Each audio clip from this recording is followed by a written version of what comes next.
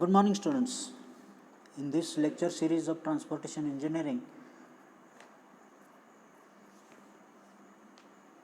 we are going to discuss about road intersections.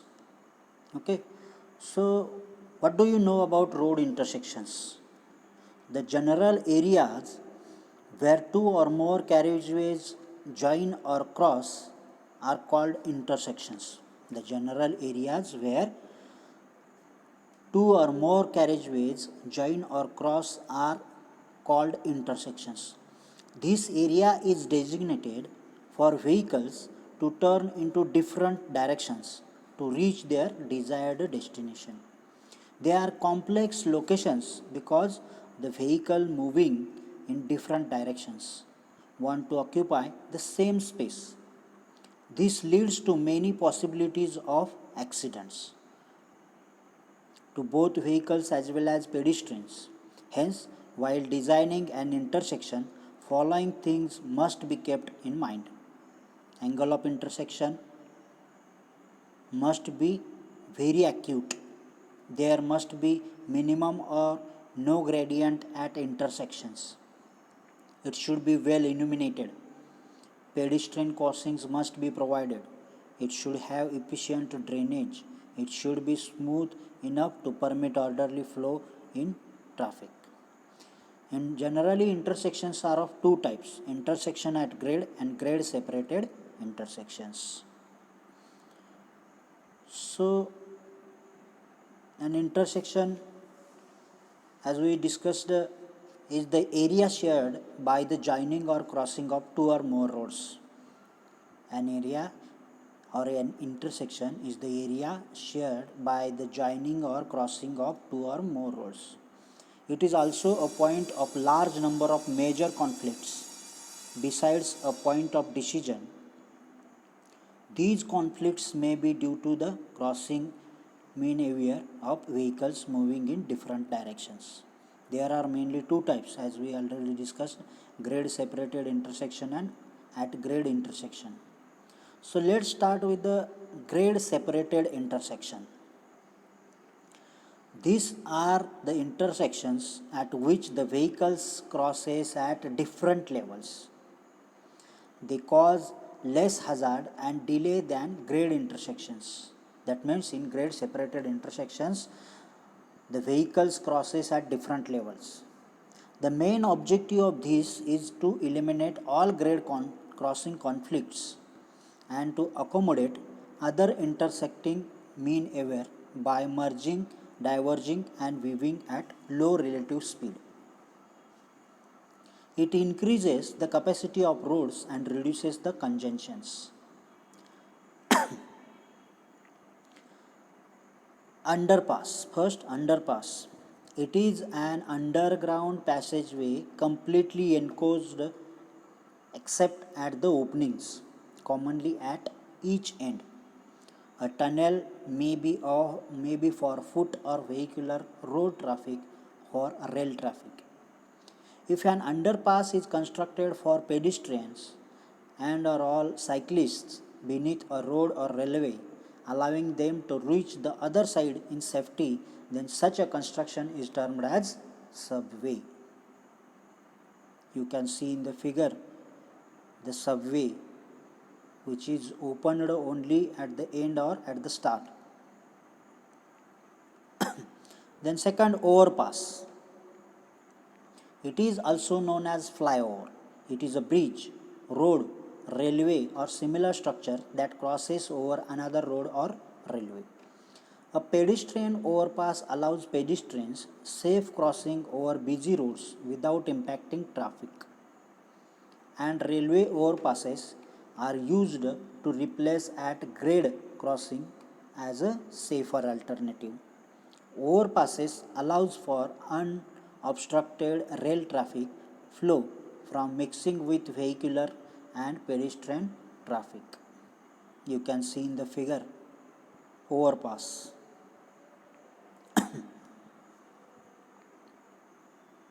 Then third, trumpet interchange. Trumpet interchange. It is used where one highway terminates at another highway. They are trumpet-shaped intersection. These involves at least one loop ramp connecting traffic either entering or leaving the terminating expressway with the far lanes of the continuous highway. Trumpets are suitable at the locations where the side road exists on only one side of the freeway and traffic is relatively low. The principal advantages are low construction cost and are useful for highways as well as toll roads. You can see in the figure trumpet intersections as shown in the figure.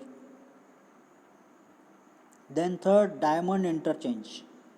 Diamond interchange. It is the simplest form of grade separated intersection between two roadways. The conflicts between through and crossing traffic are eliminated by a bridge structure. The left turn crossing movement conflicts are considerably reduced by eliminating the conflict with the traffic in opposite direction. It is suitable for locations where the volume of left turn traffic is relatively low. It requires a minimum amount of land and is economical to construct. The single point of exit from the major roadway eases the problem of signing. You can see in the figure diverging diamond interchange. Okay. Then 5, clover leaf interchange. Clover leaf interchange. A clover leaf interchange is a two-level interchange in which left turns are handled by ramp roads. To go left, vehicles first continue as one road passes over or under the other, then exit right onto a one-way 3/4 loop ramp 270-degree and merge onto the intersecting road. The objective of clover leaf is to allow two highways to cross without the need for any traffic to be stopped by red lights even for left and right turns. The limiting factor in the capacity of clover leaf interchange is traffic weaving. You can see in the figure. Okay, clover leaf interchange, the shape of clover leaf. That's why it is called as clover leaf intersection. Then 6, partial clover leaf intersection or interchange. It is a modification that combines some elements of a diamond interchange with one or more loops of a clover leaf to eliminate only the more critical turning conflicts. This is the most popular freeway to an RTL interchange. It is usually employed when crossing roads on the secondary road will not produce objectionable amounts of hazard and delay. It provides more acceleration and deceleration space on the freeway. You can see in the figure partial overleaf intersection. Then 6, 7, directional interchange. Directional interchange. A directional interchange provides direct paths for left turns. These interchanges contains ramps for one or more direct or semi-direct left turning movements. They are the basic patterns that use the least space, have the fewest or least complex structures, minimize internal weaving and appropriate for the common terrain and traffic conditions. What are the limitations of directional interchange? First, high cost construction, and second, it requires large amount of land compared to the others. You can see in the graph or figure directional interchanges which requires more land compared to the other intersections. Then next, grade intersection. Grade intersection. An intersection is at grade junction where two or more roads or streets meet or cross at same level. They are classified as an channelized intersection, rotary intersection. Okay, these are the three classification of grade intersection: unchannelized, channelized, and rotary intersection. So first, channelized intersection. Vehicles approaching an intersection are directed to define its paths by island markings, etc., and this method of control is called as channelization. It provides more safety and efficiency.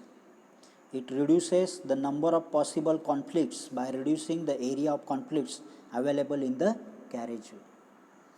The presence of traffic islands, markings, etc., forces the driver to reduce the speed and becomes more cautious while maneuvering the intersection.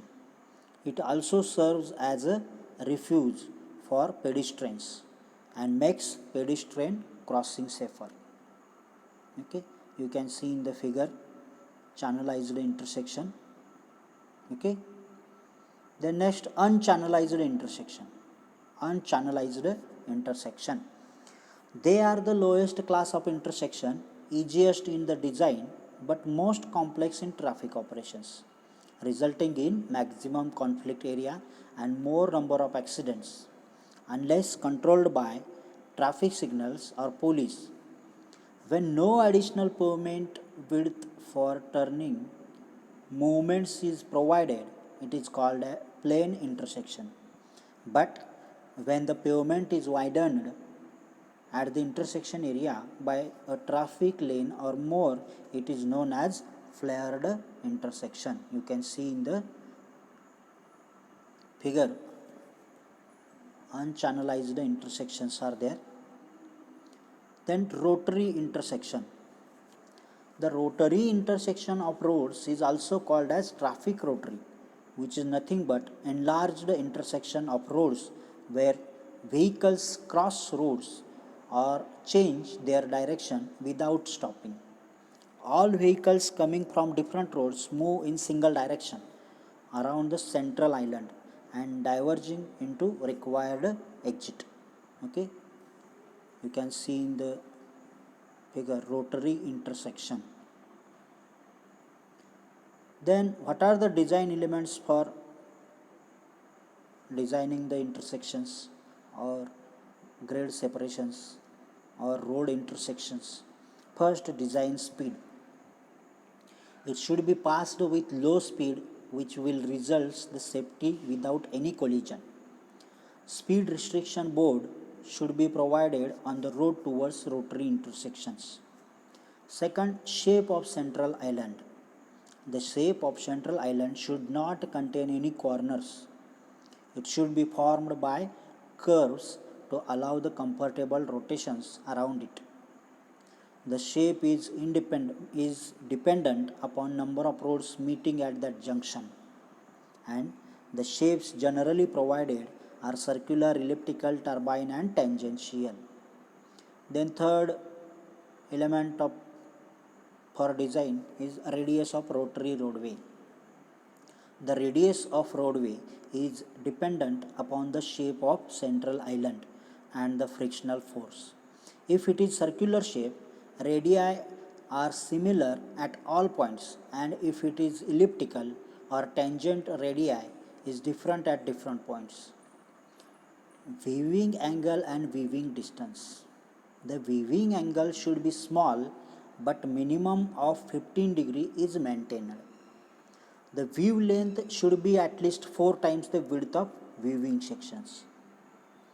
Then fifth, width of carriageway at entry and exit. The width of carriageway at entry and exit is dependent of volume of traffic in that particular region or area. Minimum width of 5 meters should be maintained for rotary intersections. Okay. Then 6, width of rotary roadway. The width should be equal to the effective width of weaving section. Then 7, curves at entrance and exit. entry curve radius can be provided as same as radius of central island. The vehicle accelerates at exits, hence the radius of curve at exit should be greater than the radius of curve at entrance. Next, 8. Sight distance. The sight distance provided at rotary intersections should be as higher as possible and value must be less than the stopping sight distance. Then next, 9th, camber and super elevation. If the vehicles is changing its direction to its opposite side, the vehicle may overturn or slip. To overcome this, minimum cross slope is provided with which is nothing but camber. This camber acts as super elevation in case of rotary roadways. Okay, so thank you very much. In this lecture we studied about road intersections and the different types and the design elements of road intersections. Okay, thank you very much.